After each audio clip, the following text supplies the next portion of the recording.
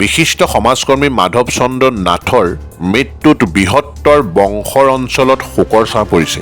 কামৰূপৰ গামটৌ নিবাসী বৃহত্তৰ বংশ অঞ্চলৰ বিশিষ্ট গ্ৰাম্য সমাজসেৱক তথা অসম ৰাজ্যিক বিদ্যুৎ বিভাগৰ অৱসৰপ্ৰাপ্ত কৰ্মচাৰী অঞ্চলটোৰ বিভিন্ন অনুষ্ঠান প্ৰতিষ্ঠানৰ সৈতে নিস্বাৰ্থভাৱে জড়িত হৈ সমাজৰ হৈ কাম কৰি আহিছিল বিশিষ্ট সমাজকৰ্মী মাধৱ চন্দ্ৰ নাথে।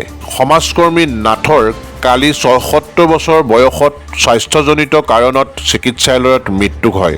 বিশিষ্ট সমাজকৰ্মীগৰাকীৰ মৃত্যুৰ খবৰ পাই লগে লগে নিজ বাসগৃহত গুণমুগ্ধ উপস্থিত হৈ শ্ৰদ্ধাঞ্জলি জ্ঞাপন কৰে। পিছত শুভাকাংক্ষী তথা গুণমুগ্ধই তেওঁ নশ্বৰ দেশ শোভাযাত্ৰাৰে অঞ্চলটোৰ বিভিন্ন অনুষ্ঠান প্ৰতিষ্ঠানলৈ নি শেষ শ্ৰদ্ধাঞ্জলি জ্ঞাপন কৰে।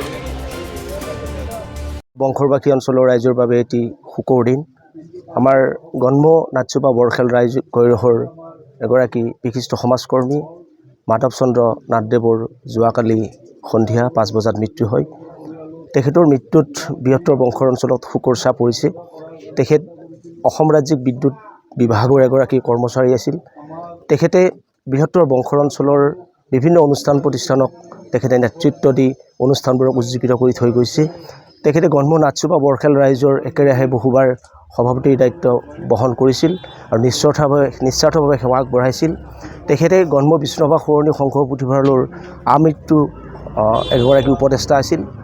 তেখেতে সদৌ বংশৰ অৱসৰপ্ৰাপ্ত কৰ্মচাৰী সন্থাৰ এগৰাকী প্ৰাক্তন সম্পাদক তথা বৰ্তমানৰ তেখেতে উপসভাপতি হিচাপে কাৰ্যনিৰ্বাহ কৰি আছিল। গণ্য আদৰ্শ সভা সমিতিৰ তেখেত একেৰাহে বহু বছৰ সভাপতি হিচাপে দায়িত্বত আছিল। গণ্য আদৰ্শ সমিতিৰো তেখেত আমৃত্যু এগৰাকী সম্পাদক হিচাপে কাৰ্যনিৰ্বাহ কৰি থৈ গৈছে। শিক্ষানুষ্ঠান প্ৰতিষ্ঠাৰ ক্ষেত্ৰতো তেখেতৰ অৰিহণা শলাগিবলগীয়া। তেখেতে গণ্য ট্ৰাইবেল প্ৰাথমিক বিদ্যালয় পৰিচালনা সমিতিৰ সভাপতি হোৱাৰ লগতে শম্ভুৰাম দাস ট্ৰাইবেল উচ্চ মাধ্যমিক বিদ্যালয়ৰ তেখেত প্ৰতিষ্ঠাপক সম্পাদক আছিল।